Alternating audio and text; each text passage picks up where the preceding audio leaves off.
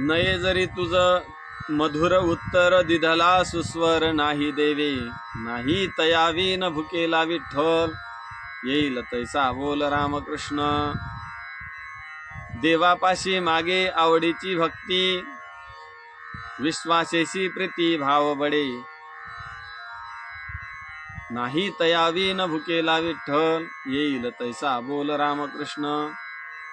तुका म्हणे मना सांगतो विचार. धरावा निर्धार दिसे दिस. नाही तयावी न भुकेला विठ्ठल. येईल तैसा बोल रामकृष्ण. योऽन्त प्रविश्य मम वाचमिमां प्रसुप्तां संजीवयत्यखिल शक्तिधर स्वधाम्ना. अन्यांश्च हस्तचरणश्रवणत्वगादीन् प्राणान्नमो भगवते पुरुषाय तुभ्यं. दयांचे केलिया स्मरण. होय सकळ विद्यांचे अधिकरण. तेच वंदू श्रीचरण श्री गुरूंचे ते नमस्कारुणी आता. नये जरी तुझ मधुर उत्तर. दिधला सुस्वर नाही देवे. नाही तयावी न भुकेला विठ्ठल. येईल तैसा बोल रामकृष्ण. प्रस्तुत अभंग श्रीमंत श्री जगद्गुरु तुकाराम महाराजांचा 4 चरणाचा अतिशय महत्वाचा. आणि तुकाराम महाराज भगवंताकडे भक्ती मागावी असं आपल्या मनाला सुचवतात. थोडं जर चिंतन केलं तर आपल्या एक लक्षात येते. संबंध गाथ्याचा जर आपण परिशीलन केलं तर एक गोष्ट महत्वाची लक्षात येते. ती म्हणजे महाराजांचे अभंग हे वेगवेगळ्या प्रकरणात आहेत. महाराजांचे अभंग वेगवेगळ्या स्थितीमधले आहेत. आणि महाराजांचे अभंग वेगवेगळ्या लोकांशी बोललेले आहेत. कुणाकुणाशी बोलले महाराज? एक महाराज देवाशी बोलले, एक महाराज जनाशी बोलले, आणि तिसरं महाराज मनाशी बोलले. देवाशी बोललेले अभंग आहेत. देवा तू निष्ठुर निर्गुण नाही माया बहु कठीण. अशा प्रकारे बोलतात. मी भक्त तू देव ऐसे करी. नको ब्रह्मज्ञान आत्मस्थिती भाव. अशा प्रकारे देवाशी बोललेले आहेत की मला तुझं ब्रह्मज्ञान नको, मग काय कर. मी भक्त तू देव ऐसे करी. ऐक नाही. जाळून संसार बैसुल तुझे नाही मनी मानसी हे. अशा प्रकारे भगवंताशी बोललेले आहेत. कधी कठोर शब्दात बोलतात, कधी मवाळ शब्दात बोलतात. भगवंता बाबा अरे आम्ही तुझे लेकर आहोत, आम्हाला तुझ्याशिवाय दुसरं कोणी नाही. अशा प्रकारे बोलतात. आणि कधी कधी भगवंताला अतिशय मायेनं बोलतात, निष्ठुरपणानं बोलतात. जनाला सुद्धा तसेच बोलतात. लागुनिया पाया विनवितो तुम्हाला. करे टाळी बोला मुखे नाम. अशा प्रकारे बोलतात. आणि कधी कधी कर्मत्यागी लंडतो अशा प्रकारेही बोलतात. न बाणता स्थिती अंगी कर्मत्यागी लंडतो अशा प्रकारेही बोलतात. म्हणजे कधी कधी म्हणतात बाबा तुमच्या पायाला लागतो, बापा हो माय बाप. अशा प्रकारे मवाळ शब्दात बोलतात. आणि कधी कधी कठोर तीक्ष्ण उत्तरे हाती घेऊन बाण फिरे अशा प्रकारे बोलतात. महाराज म्हणतात लासे फासे मुख. अशा प्रकारे ऐके नाही कठीण शब्दात बोलतात. ऐके रे जना तुझ्या स्वहिताच्या खुना. पंढरीचा राणा मना माझी स्मरावा. अशा प्रकारे जनाशी बोलतात. पण आज तुकाराम महाराज मनाशी बोलतात. नको नको मना गुंतू माया जाडी. काळ आला जवडी ग्रासावया. काळाची हेवडी पडेल बा जेव्हा. सोडविना तेव्हा मायबाप. सोडविना राजा देशीचा चौधरी. अनेक सोयरी भली भली. अशा प्रकारे बोलतात. तुका म्हणे तुझे नवतील कोणी. एका चक्रपाणी वाचून या.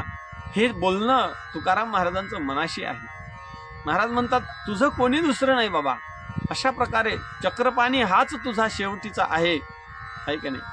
म्हणून तुकाराम महाराज कधी कधी जनाशी, कधी कधी देवाशी आणि कधी कधी मनाशी. तर आज महाराज मनाशी बोलतात आणि मनाला धीर देतात की अरे म्हणा तू अशी खंत करू नको. बहुतेक तुकाराम महाराजांच्या मनाने जगाकडे बघितलं असावं आणि जगताचं परिशीलन, जगाचा विचार केला की जगामध्ये सर्वात किंमत, सर्वांमध्ये मान पान प्रतिष्ठा सन्मान हा कुणाला आहे? तर गुणवानाला सन्मान आहे. ज्याच्याकडे काहीतरी स्वर आहे, चांगलं बोलणं आहे, चांगल्या प्रकारची कला आहे, त्यालाच समाज स्वीकारतो. सामान्य माणसाला समाज स्वीकारत नाही. मग माझ्याकडे काहीच नाही अशी जी खंत मनामध्ये तुकाराम महाराजांच्या मनाने धरली आणि तुकाराम महाराज त्या मनाला सांगतात अरे जरी तुला स्वर नसेल, कारण की व्यवहारात लोकांमध्ये अवगुणी दंडन गुणी पूजा, गुणाची पूजा होते, गुणाला मान मिळतो. पण जरी गुणाला मान मिळत असला तरी लौकिक दृष्ट्या गुणाला मान मिळतो. पण माझा भगवंत, माझा पंढरीश पांडुरंग परमात्मा तसा नाही. तो ज्याच्याकडे उत्कृष्ट गुण आहेत त्याचाच तो स्वीकार करतो. असं नाही तर ज्याच्याकडे काहीच गुण नाहीत, कोणत्याच प्रकारानं त्याच्याकडे कोणतीच चांगल्या प्रकारची गोष्ट नाही, अशाही लोकांचा स्वीकार करतो. आपल्या पुराणामध्ये फार सुंदर उदाहरण आहेत. गणिका वेश्येकडे काय होतं? ना पवित्र देह आहे, ना पवित्र वाणी आहे, ना पवित्र देश आहे, ना पवित्र कुळ आहे. पण गणिका वेश्या सुद्धा काय केले? वैकुंठाला घेऊन गेले. अजामेळ ब्राह्मणाकडे काय पवित्र आहे? तो सर्व अपवित्र अवस्थेमध्ये आहे. वेश्येचा संघ आहे, नाही त्या पद्धतीनं कुकर्म आहेत. पण असंही असताना भगवंतानी त्याचा स्वीकार केला की नाही? एक वेळ जेने पुत्राच्या उद्देशी घेतल्याचे नेले कैसे दुःख.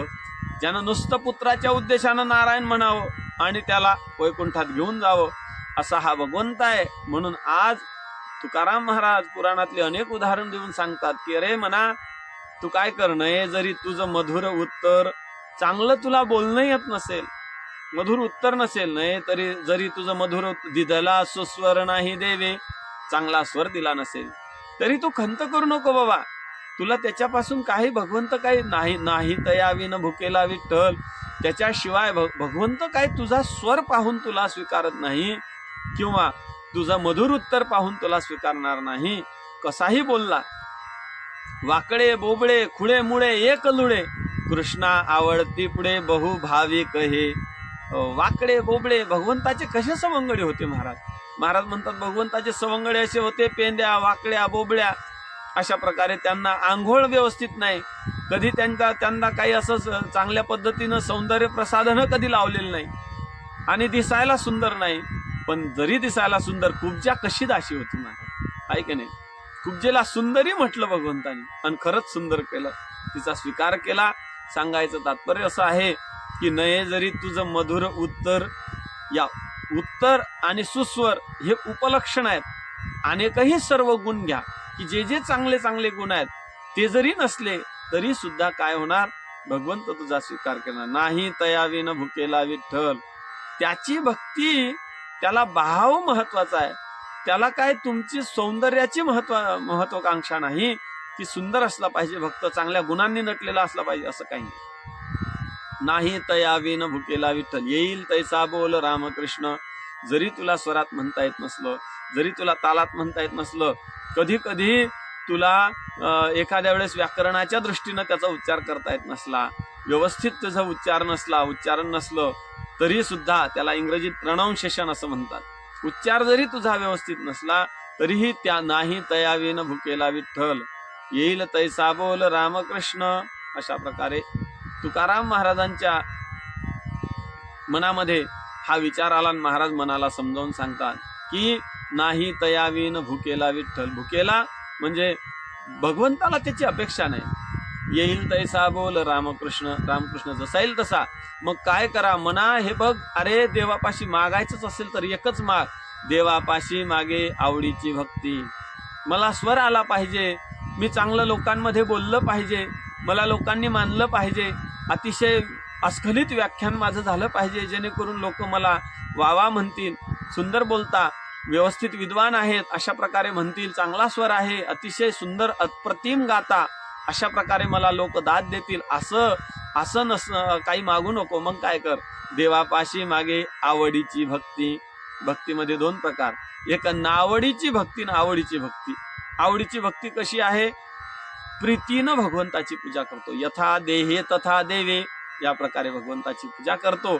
आणि नुसतं काहीतरी करावं लागते म्हणून भगवंताची पूजा करतो.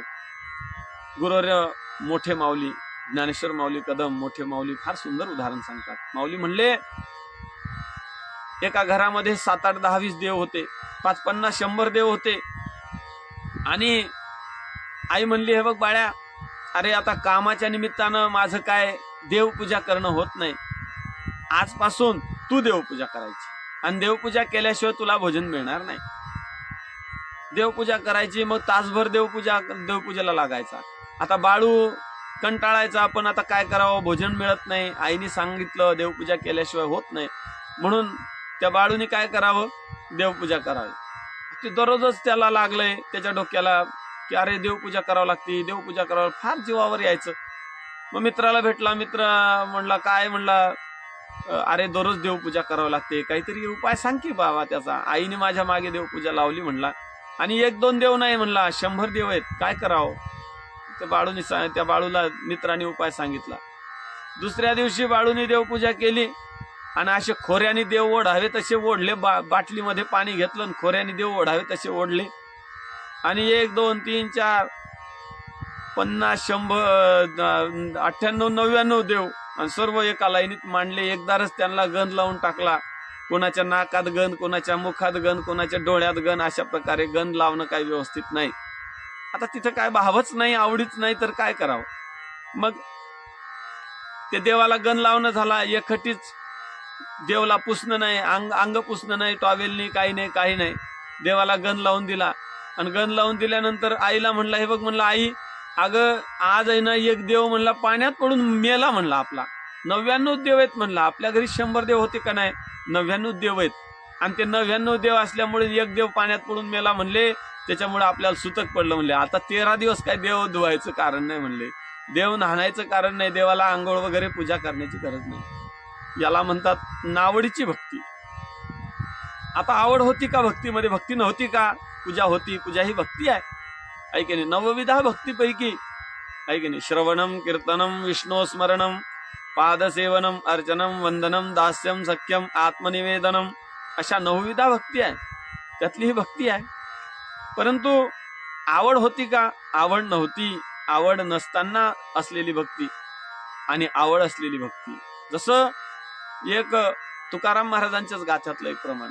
महाराज म्हणतात एक बाई आहे आणि फार भक्ती करते, सर्व गाव तिला मानतो, अरे बापरे काय भाविक बाई आहे, फार सुंदर, अशा प्रकारे सुसंस्कारित आणि स्त्री आहे, ती भक्ती करते आहे. फार तिचा गाजावाजा झाला. लोकांनी तुकाराम महाराजांनी येऊन सांगलं, ओ महाराज काय करता म्हणले भक्ती, तुम्ही काय भक्ती करता म्हणले, अहो तुमच्यापेक्षा जास्त ती बाई भक्ती करते. तुकाराम महाराज म्हणले, अरे मला माहिती आहे ती कशा करता भक्ती करते. तिची भक्ती आवडीची भक्ती नाही, तिची भक्ती नावडीची भक्ती आहे. कशी, तुकाराम महाराजांनी सांगितलं, अरे म्हणले तिला विचारा म्हणले कशा करता एवढं अनुष्ठान, एवढं तपजप वगैरे करते, नामस्मरण करते. तिला विचारलं तर ती सांगते, गोहो यावा गावा ऐसे नवस करी आवा.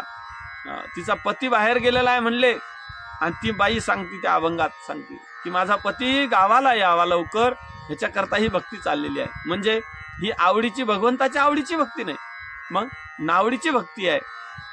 तुकाराम महाराज म्हणतात म्हणा, अरे तसं करू नको बाबा, देवापाशी मागे आवडीची भक्ती, विश्वासेशी प्रीती भाव बळे. विश्वास मागावा, भाव मागावा, त्या भगवंताच्या चरणाशी एकनिष्ठत्व आमचं असलं पाहिजे. एकविध आम्ही न धरू पालट, अशा प्रकारे ऐक नाही. पतिव्रता नेणे अनेकांची स्तुती, सर्व भावे पती ध्यानी मनी, तैसे माझे मन एकविध झाले, नावडे विठ्ठले विनोदुजे. अशा प्रकारे एकनिष्ठतेची भक्ती माग, देवापाशी मागे आवडीची भक्ती, विश्वासेशी प्रीती भाव बडे. तुकाराम महाराज शेवटच्या चरणात सांगतात, तुका म्हणे मना सांगतो विचार, धरावा निर्धार दिसे दिस. अशाच प्रकारे निर्धार धरावा, मनामध्ये दुसरं काही येऊ देऊ नको बाबा, तुझ्या मनामध्ये मना दुसरा विचार करू नको. तुका म्हणे मना सांगतो विचार, तुला विचार सांगतो बाबा, तू काय कर, भगवंताच्या चरणाशी राहा.